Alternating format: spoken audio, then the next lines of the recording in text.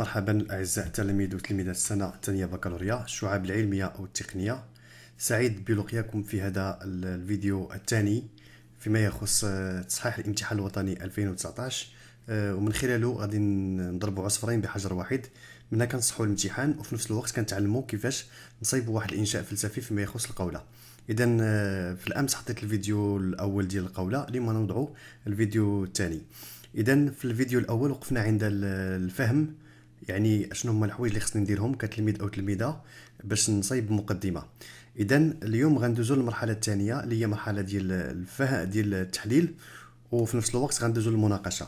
اذا البارح خدمنا 4 ديال النقاط، اليوم غادي نحاول نخدموا على ما تبقى من النقاط. اذا من قولة الانطلاق اللي كانت عندنا واللي شفناها في الفيديو السابق هو: لا يعرف الانسان الغير مثل معرفته للاشياء، وانما يعرفه بوصفه شبيها له. اذا القراءه اللي درنا البارح درنا قراءه ديال الفهم، يعني باش نصايبوا المقدمه استخرجنا لي موكلي. اليوم غنديروا قراءه ثانيه اللي ماشي بغينا فيها الفهم وانما بغينا فيها التحليل. اذا عندما نقول لا يعرف الانسان الغير مثل معرفته للاشياء، يعني ان الانسان ما كيعرفش الغير مثل ما يعرف الاشياء. ما كنعرفش الغير باعتباره شخص اخر مثل ما كنعرف مثلا الذره، او كنعرف الخليه، او كنعرف الشجر، او كنعرف الانهار او او الجبال، وانما اعرفه بوصفه شبيها لي. اذا هنا الفكره اللي خص التلاميذ والتلميذات يركزوا عليها هي شبيها له. هاد شبيها له يعني شبيها لي، يعني كنعرفو كإنسان.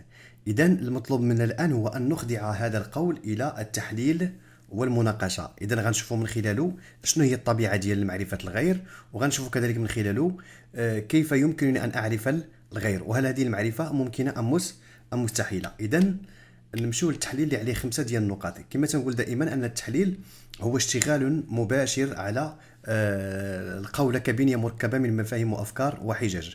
إذا هذه القولة هي عبارة عن أفكار ومفاهيم. إذا في هذه اللحظة ديال التحليل ما كنجيب حتى حاجة من راسي، يعني كنخدم على الأشياء اللي هي موجودة من داخل القولة. وكما غتلاحظوا معايا الأعزاء التلاميذ أنني غنشتغل بناء على الأشياء الموجودة في القولة.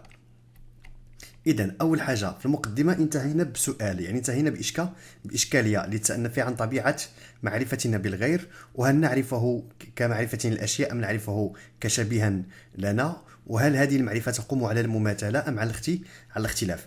إذا إلى رجعنا للأطروحة، إلى رجعنا للقولة: لا يعرف الإنسان الغير معرفته للأشياء، بل يعرفه باعتباره شبيها له.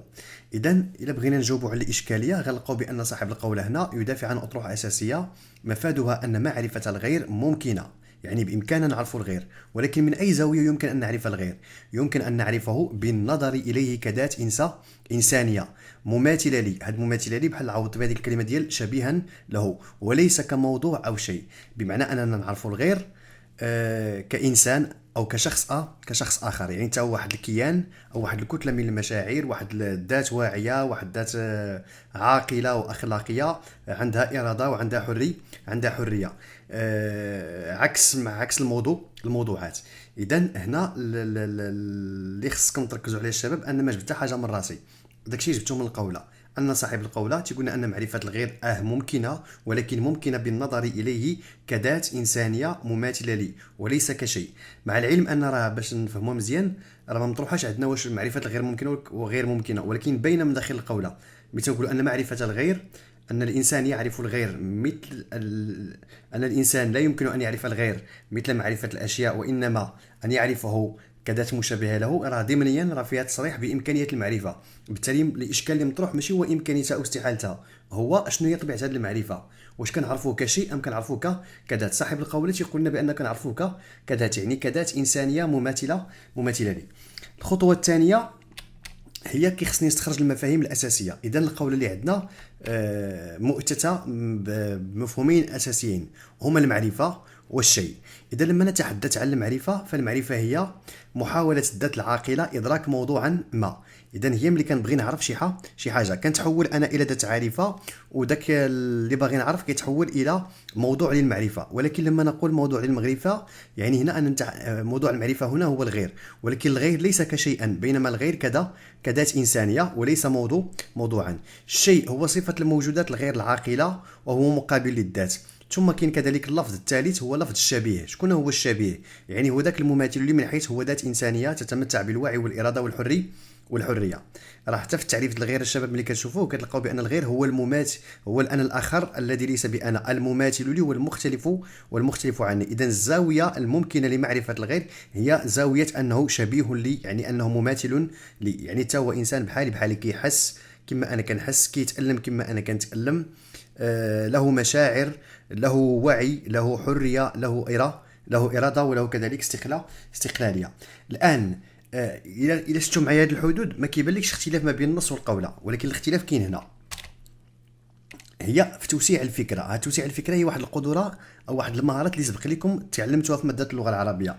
اذا الان معرفه الغير كذات ممكنه بالنظر اليه كذات وليس كشيء.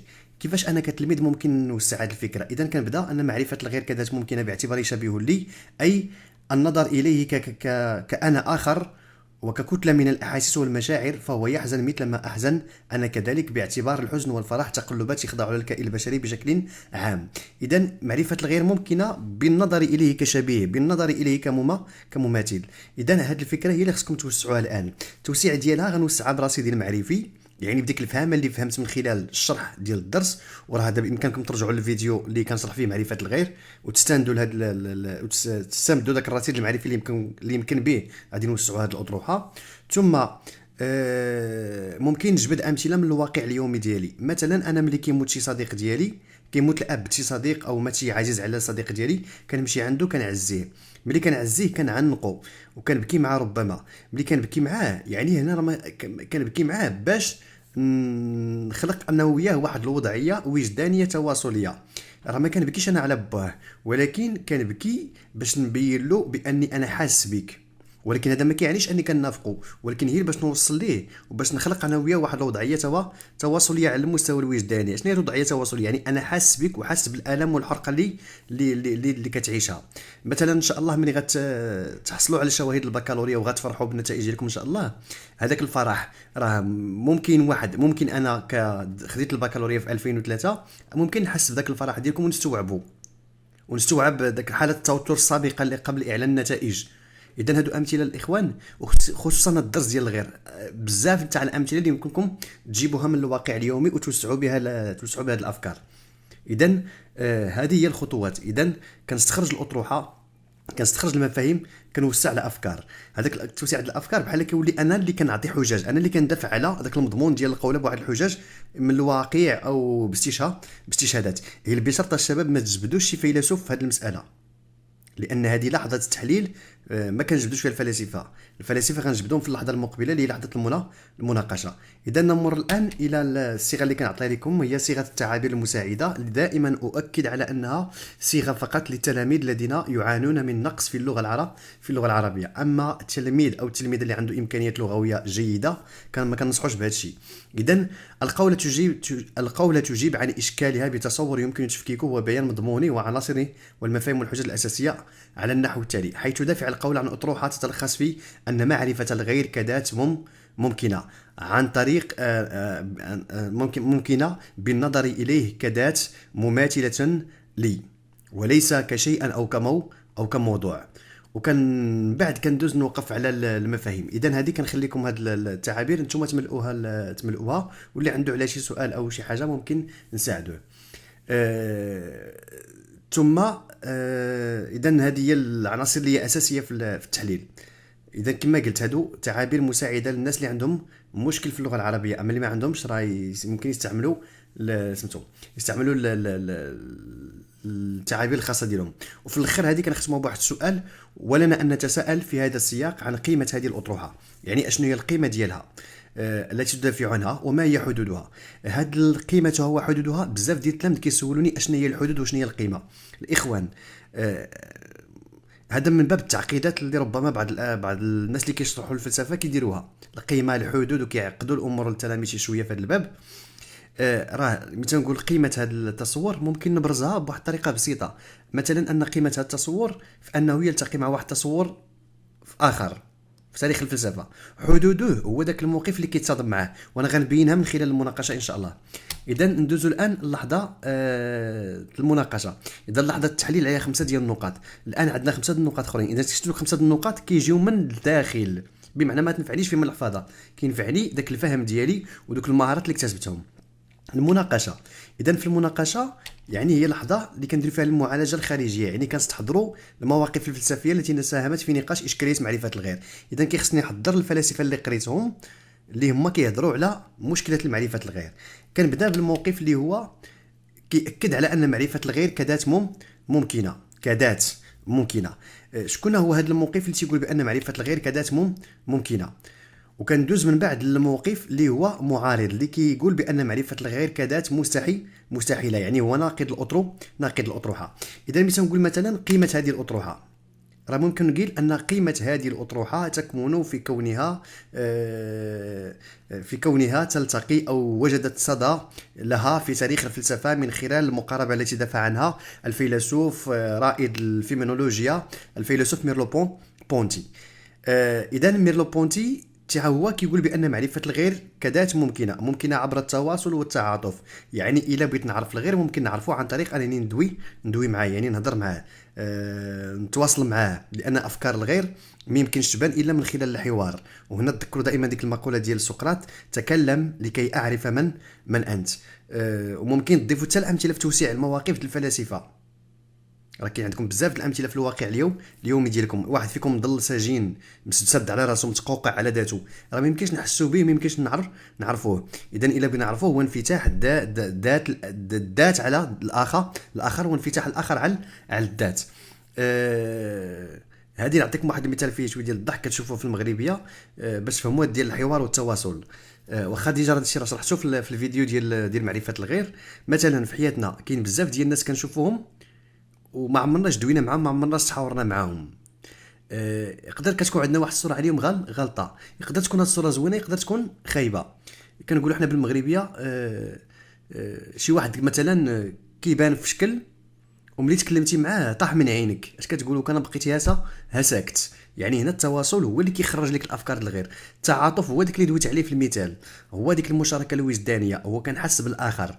باعتبار الحزن والفرح قلت لكم هما واحد التقلبات اللي هما حاضرين عندي وحاضرين عند الغير. ما كاينش شي واحد في الدنيا ما حزن وما كاينش واحد في الدنيا ما فرح. اذا هنا ممكن نقول ان القيمه كاينه في هذا الجانب. من بعد ندوز للموقف المعارض. شكون هو اللي كيعارض هذا التصور؟ تيقول لنا بانه لا يمكن معرفه الغير، بان معرفه الغير امر بالغ الصعوبه والتعقيد، وبان دائما تؤدي الى التشيء والموضعه. هذه الكلمه ديال الموضعه والتشيء اللي ما فهماش، الموضعه هي كنحول الغير الى موضوع، والغير ليس موضوعا. الغير ذات إنسانية عندها حرية وعندها إرادة. مثلا موضوع نعطيكم مثال باش تفهموها في المغربية. ملي كتجي كتلقى شي ناس مجمعين جالسين كيهضروا فيك وحصلتيهم كيهضروا فيك، اش كتقول لهم؟ مالكم دايريني موضوع؟ اولا بالامثله المغربيه تيقول لك راه جالسين كيشربوا بك تاي، يعني دايرينك انت موضوع للنقاش. ثم التشيء هو مثل هو كثير في المجتمع ديالنا. ملي كنهضروا على المراه مثلا اغلبيه تصوراتنا كمغاربه المراه كلها تصورات تشيئيه. مثلا واش كتعرف فلان؟ داك الطويل اللي غليظ مبودر، يعني اش كنعطيه كنرجع له كشيء. واش داك اللي زرع عينيها زرقين شعرها زعر؟ يعني اذا هادشي كنوصفوا الغير كاننا نتحدث عن الاشياء. بالتالي قلنا سارتر بان معرفتنا بالغير هي معرفه سطحيه خارجيه كتعتمد على ذاك المظهر الخارجي. هنا كننزلوا الانسان من مستوى الذات الى مستوى الشيء. اذا هادو هما جوج المواقف. اذا معرفه الغير كممكنه كيدعمها ميرلو بونتي. معرفه الغير مستحيل هنا في المعارض ديالو في المقابل كنجبروا جون بول سارتر هو اللي كيعارض مضمون القوله. من بين هاد الجوج كنجبروا واحد الموقف اخر هو موقف مالبرونش. موقف مالبرونش غير ركز على النقطه اللي انطلق منها ميرلو بونتي، هي ديك المساله ديال المماثله، داك التواصل العاطفي، يعني ان الغير راه هو واحد الاخر مماثل لي. مالبرونش تيقول لنا بان الغير ليس دائما فقط هو المماثل لي، الغير كذلك هو ذلك الاخر المختلف عني. وديك المعرفه اللي كنطلق من ذاتي وكنسقط على الغير، بحال مثلا انا تقلقت في واحد الوضعيه تنقول وراه حتى فلان غيتقلق، او تنقولوا حنا بالمغربيه دير راسك بلاصتي. عند ميرلو بونتي صحيحه، الا درتي راسك بلاصتي غتحس. عندما البروش دير راسك بلاصتي ما كيعنيش بالضروره انك غتحس بنفس الاحساس، يعني ان ماشي نفس الاشياء اللي قلقاتني او حزناتني راه غتكون كتحزنك. علاش؟ لان حنا عندنا تجارب مختلفه، وتقييمي انا للاشياء او نظرتي للاشياء ماشي بالضروره نفسها نظره الغير. اذا هنا الان امام ثلاث مواقف. واحد كيأيد القولة اللي هو ميرلو بونتي، تيقول ان معرفة الغير كذات ممكنة، ولكن هذه المعرفة الشباب عقلوا عليها معرفة نسبية، يعني ما عمرناش غنعرفوا الغير معرفة 100%. واخا حنا كنغلطوا في حياتنا وكنقولوا داك السيد او تلك السيدة راه كنعرفها مزيان، ما كاينش معرفة كاملة. سارتر معرفة الغير كذات غير ممكنة. مالبروش معرفة الغير عن طريق المماثلة غير صحيحة، لأنها تقوم على الظن والتخمين. الظن والتخمين هو يعني راه يقد يتقلق يقد ما يتقلق، راه كنعرفو ويقدر ما نكون ما كنعرفوش. فهمتوا الشباب؟ اذا هادو هما المواقف اللي غنوقفوا عليهم. ندوزو ثاني للتعابير المساعده اللي كنأكد دائما انها هي فقط للتلاميذ الذين يعانون من مشكل في اللغه. ان هذه الاطروحه التي كشفنا عنها نجد لها حضورا قويا لدى الفيلسوف ميرلو بونتي. وكنقول اش يقول ميرلو بونتي: ومن خلال ما سبق ان اطروحه، وتنقول من خلال ما سبق ان اطروحه القوله، حيت هادو راه مختار الشباب، راه المناقشه راه بحال السؤال بحال القوله بحال النص، ممكن تعتمدوا نفس المناقشات، هي التحليلات هما اللي مختلفين. ومن خلال ما سبق أن أطروحة القولة تؤكد على أن معرفة الغير كذات ممكنة، فلا يمكن الحديث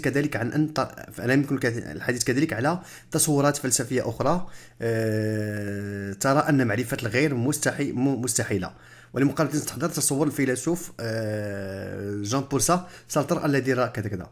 وفي نفس السياق يؤكد الفيلسوف مالبرانش على أن معرفة الغير تقوم على الظن والتخمين.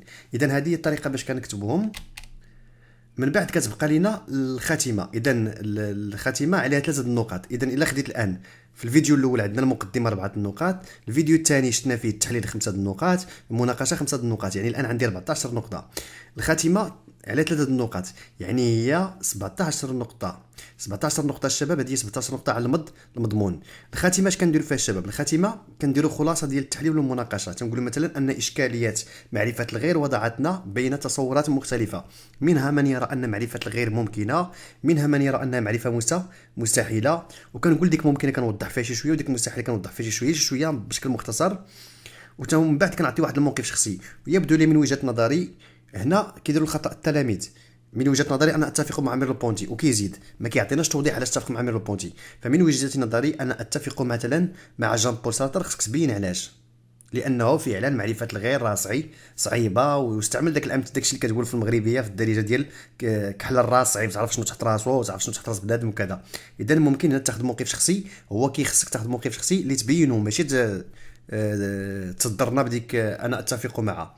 اذا هنا كتقول مثلا انا في اعتقادي مثلا لو كنت انا تلميذ ما غنعطيش شي موقف منهم اصلا. غنقول بان التصورات بثلاثهم راه ساعدونا في تكوين رؤيه متكامله حول اشكاليه معرفه الغير، باعتبارها واحد الاشكاليه اللي هي متعدده الابعاد ومتشعبه. ومعرفه الغير فعلا كتوضع مجموعه من الصعوبات، وهذا لا يعني انها ليست ممكنه في شكلها النسبي، يعني كتاخذ موقف محايد. وممكن نفتح بسؤال. السؤال نفتحه مثلا على العلاقه مع الغير. اذا كانت معرفه الغير ممكنه فالى اي حد، فاذا كانت معرفه الغير ممكنه، هل هذا يعني انها ستعطينا بالضروره علاقه صداقه، ام انها هذه المعرفه سينتج عنها صراع؟ ثم كتبقى عندكم اخر حاجه هي الجوانب الشكليه اللي على 3 النقاط. اذا قلت المضمون عليه 7، الجوانب الشكليه عليها 3. الجوانب الشكليه اغلب التلاميذ مع كامل الاسف كيهملوها، هو التنظيم ديال الورقه، السلامه ديال اللغه، وكذلك الجانب الجمالي في اللغه شنو هو، والمؤشرات البصريه. عندكم مجموعه الحويجات كيخصكم تكتبوهم بلون مغاير، وراسلت لهم في عده فيديوهات. اذا الاعزاء التلاميذ، هادو تقريبا اهم ما كاين في هذا الاشتغال اللي عملناه اليوم على القوله. اذا تقريبا المنهجيه بثلاثه حنا ساليناهم. بقى لنا ندوزو الدروس اللي بقاو بالنسبه للادبيين. باقي كنوجد لكم الدرس ديال التاريخ والدرس ديال العلوم الانسانيه. اذا كنتمنى ان الفيديو يكون الاعجاب ديالكم، ونكونوا وضحنا لكم وقدمنا لكم ما تحتاجونه للاعداد لهذا الامتحان. واي حاجه باقي ما واضحاش او غامضه خليوها في تعليق. وكنتمنى نتمنى لكم ان شاء الله النجاح والتوفيق، ودمتم محبين ومحبات للحكمه.